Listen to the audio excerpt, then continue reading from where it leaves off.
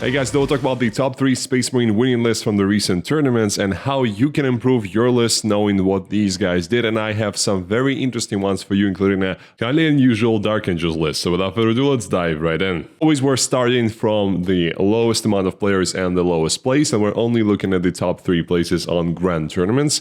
And if the tournament has more players, it's obviously going to be a bit more valuable as a result than a tournament with lower amount of players. So we have a Stormlands list by Tim Norton, and that was an 82-player 5-round grand tournament in Sweden on March 29th, where he took the 3rd place. And it's something that I've been looking forward to seeing for a while now. I thought that we're gonna see these kinds of lists popping up sooner because of the buffs to the Black Knights that we've seen a while ago in the previous Balanced Data slate. Finally, now we have this roster in front of us. So this is a very interesting go-wide Stormlands list that is fully mounted. So it's either like a fly vehicle or mounted or with only a couple of intercessor and scout units just to do some basic scoring. Let's walk through this. We have Azrael here, a very important character. He gives command points, and Stormlands has some of the best stratagems in the Space Marine Codex, so we really want to have some sort of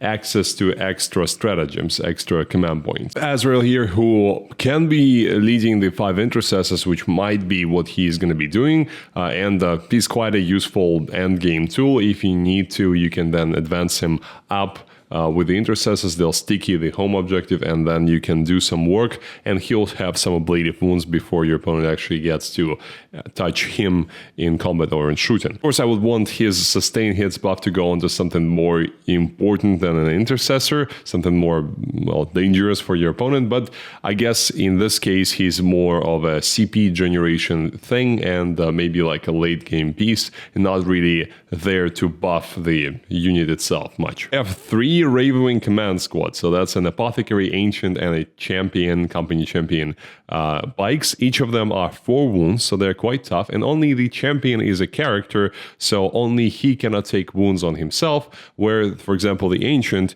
who he gives the squad the +1 OC, can put wounds on this guy, and then Apothecary in the unit can revive him, so you will be putting wounds on the 4-wound model and then reviving it back, and that's quite powerful, obviously, considering the Black Knights themselves are actually 3-wound models, so they die relatively easy to 3 damage stuff, so this kind of offsets that. Plus, you obviously get the +1 to advance and charge from the Champion, so you are gonna get a very, very quick unit considering this is Stormlands, so we can always advance and charge. We have 3 units like this, so Command Squad and the Black Knights, and these are very large footprint units, which is probably the only thing I don't like about such a list, is that it's very difficult to hide this stuff, especially on more open boards where you don't have as much terrain. It's really going to be difficult to hide that, and it's going to be somewhat difficult to maneuver that because the Stormlands detachment does not have any of the like you move through walls stratagems, so you have to go around the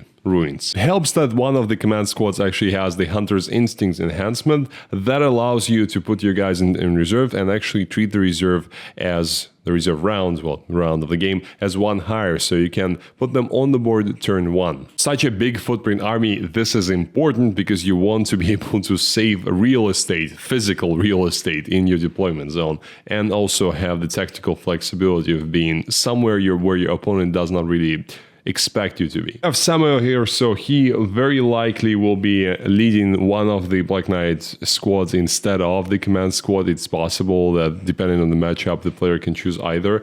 Or he can lead one of the Outrider units, which is also possible. Maybe not the most efficient choice, considering that he also provides the +1 to advance and charge, so you want that buff to be on something that actually does damage in melee, but he will benefit from it himself, so it's not full loss. Mostly you want to use him as a way to prevent your opponent from falling back. For the non-vehicle, non-monster units, it's a very dangerous thing, because staying in combat when you don't want to be in combat can mean the difference between game won and lost. That's what Samuel does. He makes units that fall back from him take a desperate escape test, and if they are battle shocked, the desperate escape test is going to be at -1, so a lot of dead models. As we discussed already, a 5-man intercessor squad doing home objective duty, 2 invader ATVs, an amazing unit for this army because they actually get all the benefits from being mounted. They don't really want to charge them probably, but they can be like a tactical rocket you launch at something to tag it if that is really necessary for your current game plan. The thing about them is they're cheap, they are a relatively tough model with 8 wounds and toughness 5, and they can do a lot of scoring for you whilst your other army is actually doing all the other damage dealing stuff and staying alive. The 3x3 Outriders are actually a good option for you to throw around cheaper stuff if you don't want to commit early, so you can use their ATVs and your Outriders as these sort of surgical instruments where you are not exposing your main force just yet, you're staying hidden or maybe like repositioning from one ruin to another, but still going out with these smaller squads to do actions and put pressure on your opponent. That's probably how I would use it. And later in the game you can use the Outriders to actually attack some of the like more cheaper and more fragile stuff. Now they will have the +1 damage on the charge, so the chainswords can actually cut through some like intercessor / Chaos Space Marine stuff relatively easily and maybe like do a couple of extra wounds to a tank if they're lucky. Probably not, but that can happen. And we have a Dark Shroud, which is a must-have model for such a roster because we really want to have the extra debuffs on top of debuffs when your opponent actually is able to see the Black Knights, so you want to be able to put the wounds on the 4-wound model. We want to have the -1 to hit always, and also use the Ride Hard, Ride Fast, amazing stratagem in the Stormlands that gives us -1 to hit and -1 to wound from the shooting attacks, and that is very powerful. So that unit that is not in range of Dark Shroud can get -1 to hit and wound, so your opponent is always going to be suffering some negative modifiers. 5 Scout Squads, as if we did not have enough MSU in this roster, again to do some actions. These guys probably will be jumping up and down all the time because we have all the mobility imaginable in on the board. We want to have some mobility that is teleportation-esque. That's where scouts are really useful. Even at 70 points, they're still a very valid squad. And of course, a Stormspeeder Thunderstrike in order to make sure that the plasmas on those Black Knights do as much damage as possible on the Alpha Strike turn. So if we commit all our resources to the board now, we want to do as much damage as possible in this one turn. We want to be able to apply +1 to wound on the character, the monster, the vehicle, one of the things in your opponent's army to make sure that that goes down, and then afterwards we'll see how much damage we can do. So I really like in this list the fact that we have so many scoring choices. We're definitely not going to ever have a situation where we don't have a unit to throw somewhere out there and do an action. This is just not a problem in this roster. And it's also not really easy to deal with because all of the units that you want to kill, the Ravenwing Black Knights, they have several layers of protection on top of them, plus the healing capacity. And also you're not going to see them very likely, you're not going to see them until you've already lost some of the resources that you had to deal with them. So if this list is played correctly and accurately, it can do very well. And as we can see from the third place, I think what might have happened here to Tim is that it was very difficult for him to pilot this list, and he did a great job. And perhaps next time when he irons out all the problems in the roster, or just in his understanding of how to use the roster, he might be able to do even better than this. So great result for him. And another example for us is, first of all, there's no such thing as having too many scoring choices. Well, technically, I think there is a certain limit where after 4 or 5 scoring units, you're starting to get diminishing returns. So in this case, I think if I were to run this list, I would probably invest slightly more into damage dealing units, other damage dealing units that we can access. Even if it's just going to be something boring like 2 Vindicators, I think it could be better than just going even wider and wider with the amount of bikes. Obviously not going to be that thematic, so I don't have any critique in that sense to Tim, but this is something that I would at least consider. Maybe this would be a better option, but in any case, great result. Now we're gonna look at the next one. It's also a very interesting list. As always, I want to remind you about my Patreon 40k coaching service. If you're looking for help building your competitive rosters, preparing you for tournaments, or have any questions about your collection in general, check out the links for my Patreon in the description. Thank you. Second place, we have a Deathwatch Black Spirit Task Force by Alex Pina, and he took a second place at the 70-player tournament, 6th round grand tournament in Portland, United States on March 22nd. And it's a relatively classic Deathwatch list. It's actually a bit more traditional, conventional, as far as Deathwatch can be conventional, compared to the one that we've seen in the last top 3 tournament list video that I've done. And the 2 reasons for that is, first of all, we have a Rhino here, which I'm very happy to see, because I believe that one of few actually Space Marine chapters that want to field Rhinos still are the Deathwatch, because the Deathwatch have a very high concentration of power in their Deathwatch veterans, who are still the normal baby-sized Marines, and as baby-sized Marines, they have the privilege of going into a Rhino and fielding 10 or 11 in this case guys inside a thing that obviously cannot house so many models. And competitively speaking, it's very powerful because it allows us to essentially stage better and hide better behind ruins, because you can put a very large unit into essentially a small compact area. It's like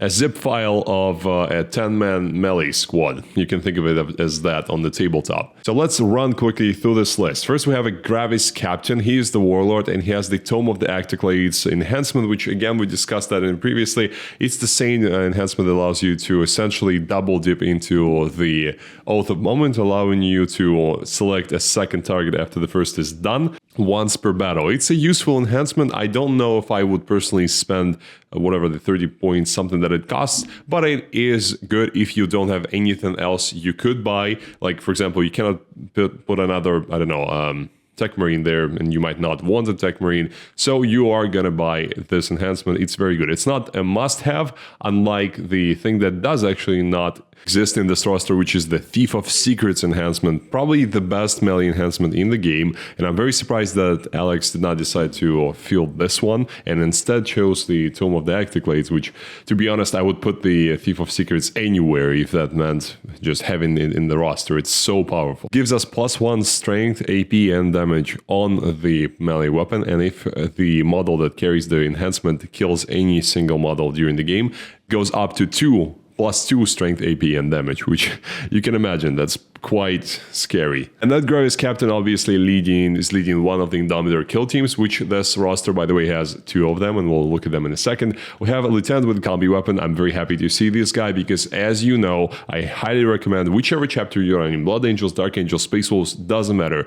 A Lieutenant with a combi weapon pretty much is chapter agnostic. It doesn't care about which chapter you're running, what is your archetype, are you a shooting army, are you a melee army. He's just a must-have for your tactical and mission scoring needs, especially in the early game when you don't want to expose a lot and you want to expose very tactically and rationally and not lose stuff if you don't need to. And he's one of the easiest things to expose without actually the fear of losing it. So we have one of the most badass characters in the Imperium, who's the Watchmaster. He's leading the Deathwatch veterans, and why I think he's the most badass is because he gives his squad the full mobility, just like Marnius Calgar, so advance and charge, advance and shoot, fall back and charge, fall back and shoot, as well as giving them ability to use a stratagem for free. And his ability is called Watchmaster. It's not the same as the Captain's one, so both Captain and Watchmaster can, in the same battle round, make a stratagem essentially free for you. The squad that he leads is a 10-man. The Sergeant has the Xenophase Blade and the Astartes Shield.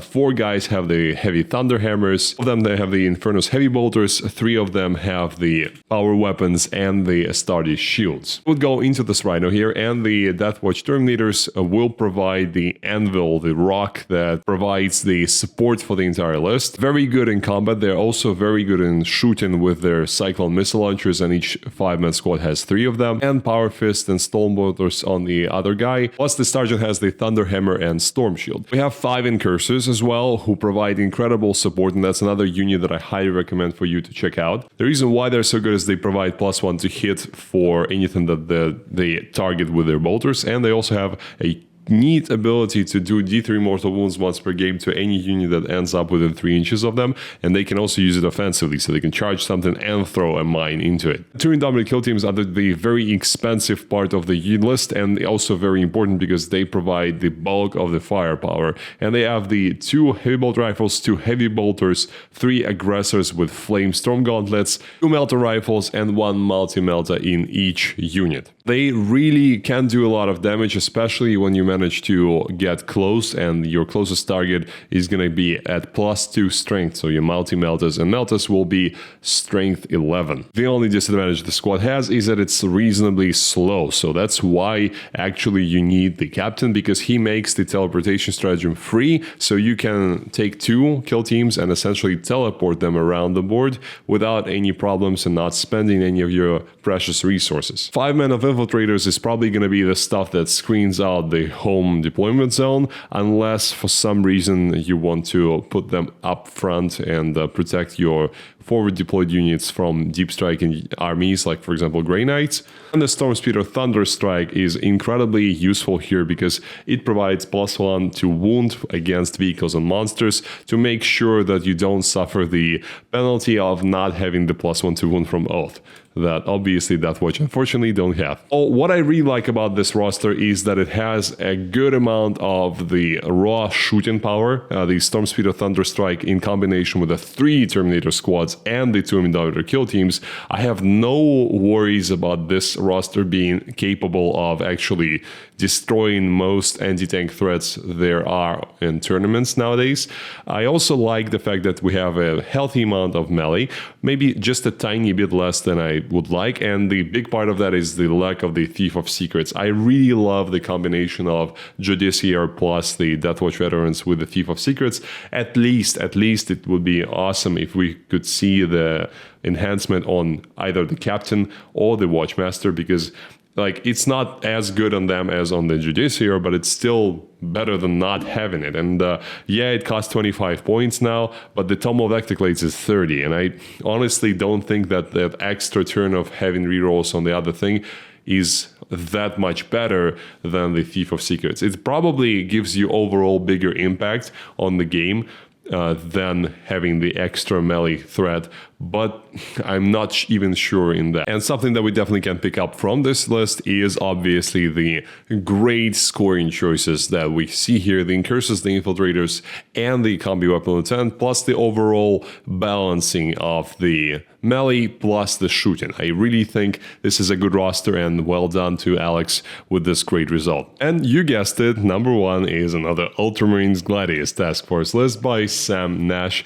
He took a first place at the 63-player tournament on March 22nd. I promise you there will be a video where Ultramarines are not in the first place sometime in the future, I promise. This roster has already the updated cost from the new Military Field manual, so everything is as it would be now at the current tournament. It's relatively basic in terms of like it's the structure that we've seen, it's the structure that we expect. I am surprised by a couple of things here which we're gonna talk about, but generally speaking it's a very high density list with 6 vehicles. Traditional combo of Guilliman plus the Calgar, and Calgar here in this case is going to be leading the company heroes, which is I think a testament to the fact that the Ultramarines are quite expensive now, so we don't have as many points as we would probably want to have. And to be honest, probably deserve this because the Ultramarines are so good. In this case, instead of Marnius Calgar buffing his big unit and giving them the additional bonuses, yeah, the company heroes act as a delivery vehicle for Calgar himself, so it's a different kind of relationship. Other than these, we have the 3 Ballistas Dreadnoughts, 2 Vindicators, we have Scouts to do our scout things, we have an Invader ATV for 60 points, which I suspect is going to be the thing that is left on the home objective in the matchups where we want the Infiltrators up front, and perhaps the Infiltrators will stay there on the home objective, and instead the Invader ATV will be running around if there is a deep strike threat on our home objective instead of our front lines. Surprisingly, there is a Gladiator Reaper here, which is an unusual choice. We don't see them that often, but I've always said that if you already have a great amount of anti-tank, it is not going to be detrimental. It might be very efficient for you to have one Reaper. I usually said that about the Iron Storm, where we have the Mercy's weakness stratagem that works really well with the Reaper. In Gladius Task Force, we still have the Ignores Cover and extra AP one, so it's not a bad choice. It's still a good choice, but maybe not as great as it would be in the Iron Storm. Surprisingly, there is a Captain Gravis armor, which I expect probably is going to be alone. He is going to have the Artificer armor enhancement, giving him 2+ save and also 5+ feel no pain. This is a common idea of a very tough character who's not a lone op, but even despite being not a lone op, he is so tough that your opponent is deterred from even trying to kill him.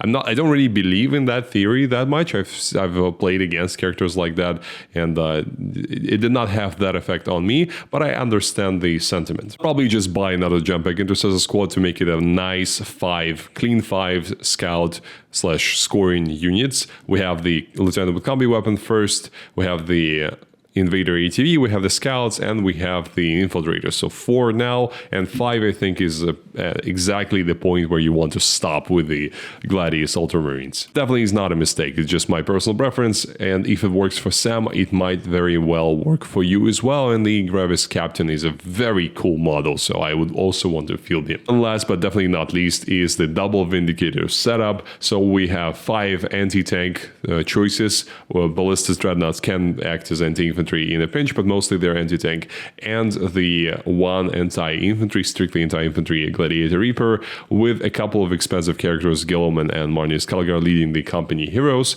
and our scoring choices. So overall, I do really like the list. It looks like a list that could have easily won a grand tournament, maybe not easily, but definitely could have won, and that happened. I honestly don't believe that it's necessary or efficient to run Marnius Calgar now at his current price point. I think he is still good, but I would personally instead go for something maybe also unconventional, like a Captain plus Stern Guard in an Impulsor, because I think this combo is more efficient CP wise, because the Captain can make a stratagem free for his unit anytime he wants to, where Calgar can only give you a CP if you did not discard a card. So it just feels like a too expensive of a choice, and I think 180 points plus the 70-80 points the Impulsor costs now is going to be more efficient than paying 210 for Calgar, and also on top of that 105 points for the company heroes. I really like the amount of shooting that we have here. The Ballistuses plus the Vindicators are going to definitely provide enough firepower in this situation, especially with Gladius and Gilman, where you have double the efficiency of Oath, and you obviously have the +1 to wound, the full complement of Oath of Moments, not like the Dark Angels list we've just seen before. Kudos to Sam for this great result, and big thanks to the guys from Goonhammer for collating all this data so we can view it in this nice format. Let me know what you think about these top 3 rosters. What do you think about the additional Gilman always winning Ultramarines list? I'm obviously joking. And the interesting Dark Angels list we've seen in the beginning. I really love seeing this kind of diversity in the lists that win tournaments or take top spots in the ranking. Thank you for watching, guys, and I'll see you next time.